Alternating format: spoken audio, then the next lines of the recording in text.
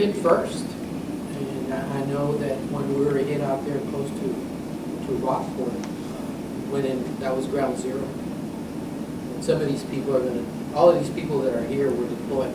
And they're going to tell you the stories of what they saw out there. And when I went out there, it was devastation. Before, it had already left here, so people started coming into our offices to request food stamps. So we started getting a bunch of people in our offices. And so Sam out here had to start deploying staff to assist in some of our offices because we had long lines of people. This was before even DSNAP came out. I had been through hurricanes before, but never had I seen anything to the magnitude of what Harvey did to us and the recovery that we had to go through. And from my understanding later, I found out we had never actually gone through DSNAP. This was the first DSNAP applications that we had in our regions. So when we started seeing those long lines and it was just people fainting out there in Corpus Christi, and it was really sad to see everything that was going on. And all of the low-lying homes were underwater. And it was devastating to be able to have to drive 2 blocks and you can't go any further because everything from there to the freeway was submerged. And I'm having to see all these people just basically standing at the edge of the water because they can't get into their homes. But I was relieved to see so many people from the outside come to do rescues, or whoever had a boat, they came and they docked and they went to these houses and rescued these people. It was really good to see how everybody just dropped all of their attitudes and behaviors and they did what they had to do to save lives. That was very, very, very touching. Yeah. It just touched me so much to just be able to be there and to help them in any way I possibly can so that we can get this, taken care of, get them taken care of. Because to lose your house is one thing, but when you lose your house and all the groceries in your house, that's terrible. And we can't give them their house back. But just being there to offer DSNAP and being there to serve them, I learned a lot in life. You never know what tomorrow brings. You can't help but have compassion for the people after they've been through something like this, because it did appear like a tornado just ripped through the entire area. And and these are human beings that had a home today, and then tomorrow they have nothing. And so I think that RAS, for the most part, they definitely went in, and we went in and we did the best that we could, and we helped everyone that we could. The lines were long, the hours were long, but at the end of the day, you were tired, but knowing that you fulfilled, helping someone else, definitely made it worthwhile. That was, I'm proud of him, and I'm grateful to Proud him. of you.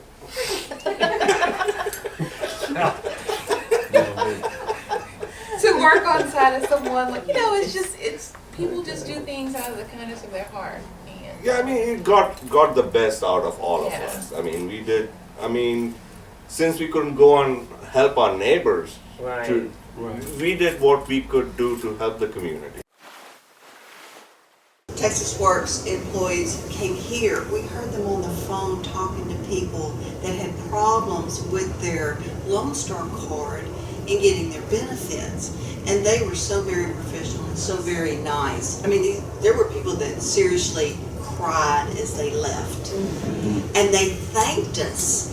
And as for me, I was like, I didn't really do anything, but you're quite welcome, and we just move them along. But we learned to work with a team and a program that we're used to working amongst ourselves and with the facilities, as Tony and Karen have said, but we really learned to listen to the people and incorporate that in what we were doing and get along with everybody.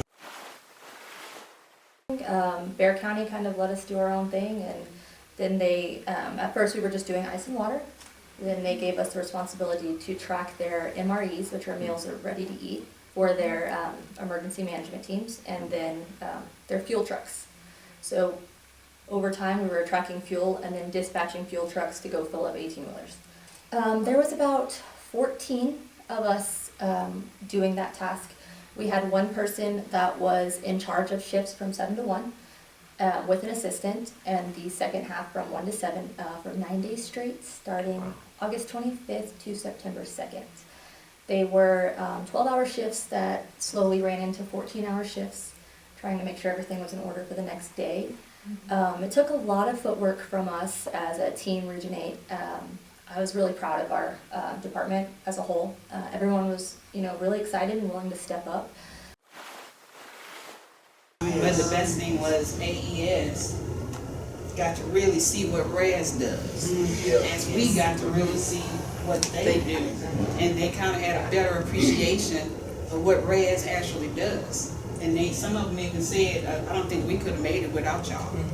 But I think it was an eye-opener for RES and for AES. That don't mean that nobody got upset. And didn't have to check some folks. That's just the reality of what you do. You get frustrated sometimes. You're trying to sort so many things out. Sometimes you have to get upset. But we came back together, we let it slide, we made it work. We were celebrating Sunday. At the end of the day, we said, hey guys, let's go celebrate, let's go have dinner, have a celebration, because this is the end of our 10-day stint. We're going home. In honor about that time, I get a call from Raul saying, guess what? Anybody want to go to Houston? All of you. And everybody, to their credit, everybody, we got together and I said, I'm not going to make a decision for the team. We're here as a team, we'll decide as a team, and every single person said, we're ready to go wherever they need us. Y'all had to go to Greens Point too, right? Rick and I went to Greens Point. Yeah. They all stopped along the way to wash their clothes, right? Laundromat. We had to stop because we still didn't know where we were going, right? And we're like, no, let's stop and do laundry. So we ward, yeah. So there we are, doing our laundry and waiting. When you tell that story, it reminds me of the movie, you and I are big movie buffs. The movie The Martian. You remember when they have that discussion when they all sit at the table, and then she says, "I can't make the call for us to go back." I feel like all you guys said, when do we go? When do we leave? Yeah. Let's go. It was like Mars, but a little bit more dangerous. It was September 11th when I flew down here, and the staff from El Paso started driving down here, and so they had a 22-hour drive. It shouldn't take that long, but they had vans and trailers attached to the vans, and then they had problems with their fleet cards, where they weren't being able to gas up. They'd have to call, and so we had to increase the limits of how many times they can gas up.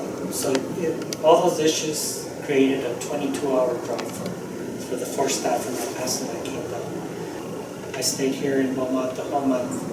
I just went back for a personal wedding that I had to attend. I went back for 2 days. But it was tough, dealing with both regions, but Region 10 also has very good staff. And have 2 good managers there and all the staff that really kept Region 10 going while I was here. So I didn't have to worry so much about Region 10 while I was here. But what I faced was nothing compared to what the staff here faced. Dealing with a disaster, dealing with being at work at DSNAP, trying to restore offices, and then having to deal with your disasters at home. So, it's really not a hardship. It was hard being away from home, but it's nothing compared to what you all went through, or even the team from El Paso that came down to help. We had also people from Lubbock that came and helped, and from Region 4, from Tyler, that also assisted. But the people from El Paso were so willing to help. They were just very willing to come down and assist. And when they went back, and we found out there's another DSNAP coming, I remember even Harriet saying, try to hit other regions, don't just rely on El Paso. But when I asked, I said, we're gonna go back for DSNAP, they're the first ones to volunteer. They wanted to come back. And so they did a second round of DSNAPs. But I would say that your question is what kind of hardships. It was a hardship being away from home, but nothing compared to what the people here suffered.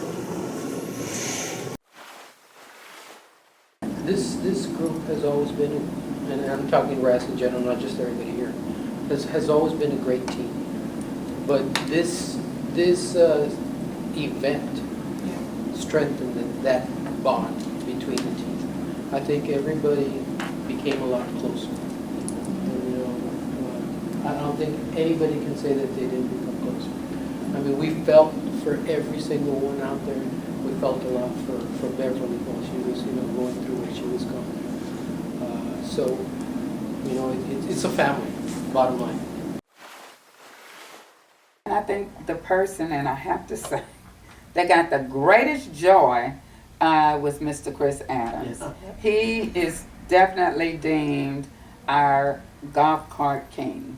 I mean, he came in and he just took such joy, and it did something in such a positive way for the staff to see that he was out there having fun, helping, enjoying helping.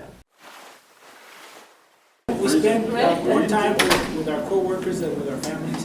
Generally speaking, it's about 8 hours a day, and so we know our co-workers pretty well.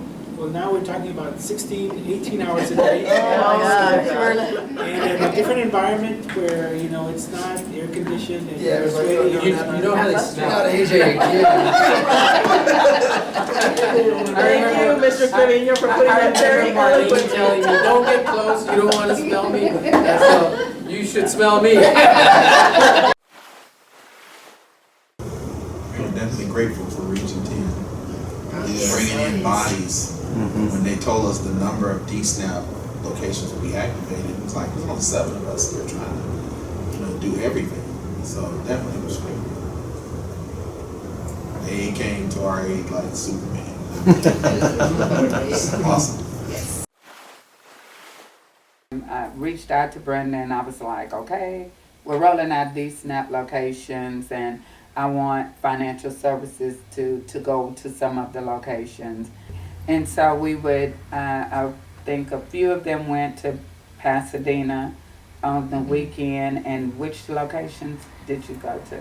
I went to Pasadena to start with, and then they were kind of at a point where they had enough people. So I ended up going from Pasadena out to Rosenberg, picked up trash, and I cleaned up and just did whatever the folks, the BSOs out there who were in charge asked me to do, and if I couldn't find anything, I'd just go out and pick up water bottles, just anything to help, because they were exhausted. They were doing a great job, but they were tired. One of the things, financial services, and nobody ever said, this is not my job.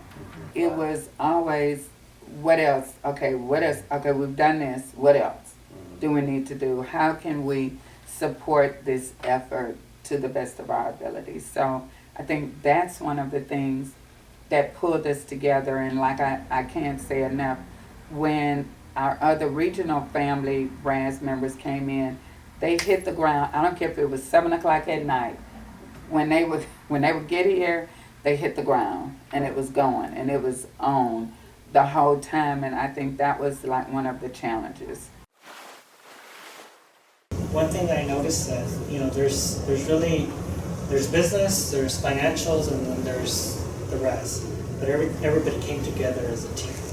Because once we were able to get out there and start assessing the facilities and start cleaning up the facilities like executive, it didn't matter if you're an accountant or you're a financial manager, everybody, or the RD admin, everybody was out there assisting. DSNAP brings people from different places. I was walking by and there was a Texas Works person working, and she says, do you work with RAS? I said, yes, I do. Can you bring me a bottle of water, please? Get it to you in a minute. So I, I was about to do something, took care of something, and then on my way back, I grabbed a bottle of water and dropped it off for cold. I was like, thank you so much. Later that evening, I was meeting with the AESRD, and I think Todd Burns and some of the AES staff was there, and we're all talking. And then he looks at me and says, I presented myself, I'm the SRD. I'm so sorry I asked you for water. I said, no problem, that's what we do. That's what we're here for.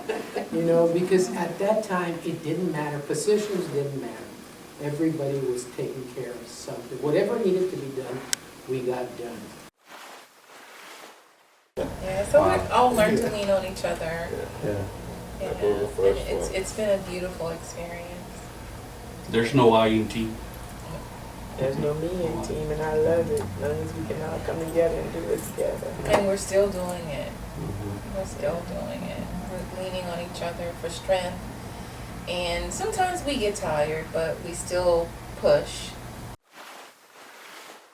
But I thank God that the teams from other regions came to help us, because we can't say even enough though about we that. have multiple of us, just the little help that we got, I think I met some. We got a lot of help. How can we do Thank you less for all than the the people that regions. come and help us? Yeah, There's all no way. San Antonio, I met people from probably never see them again, but yeah, and it was very nice. I mean, they just jump in. It wasn't no, everybody just had that teamwork attitude, and they jumped in and just helped wherever they could, and it was nice.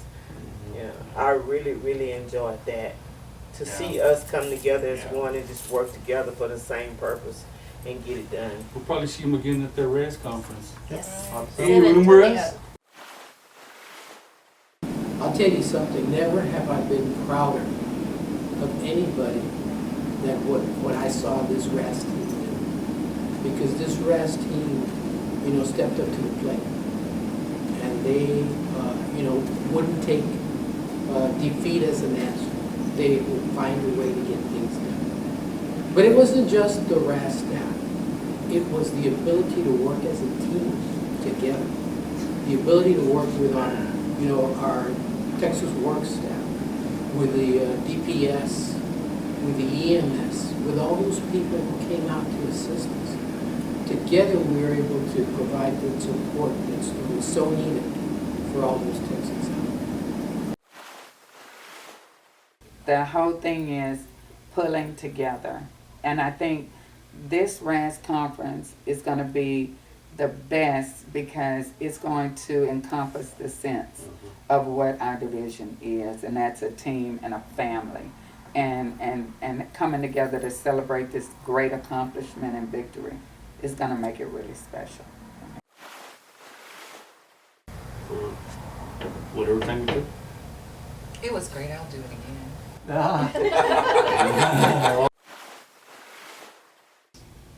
I would rather not repeat it, but I couldn't think of a better group of people to go through a disaster with. Yeah, right. Yeah. Yeah, Yes. but you survived it. You're glad you went through it, right? So, Yes. Yeah, good deal. We don't want another one. Yeah. So, We're good. anytime soon. We're good.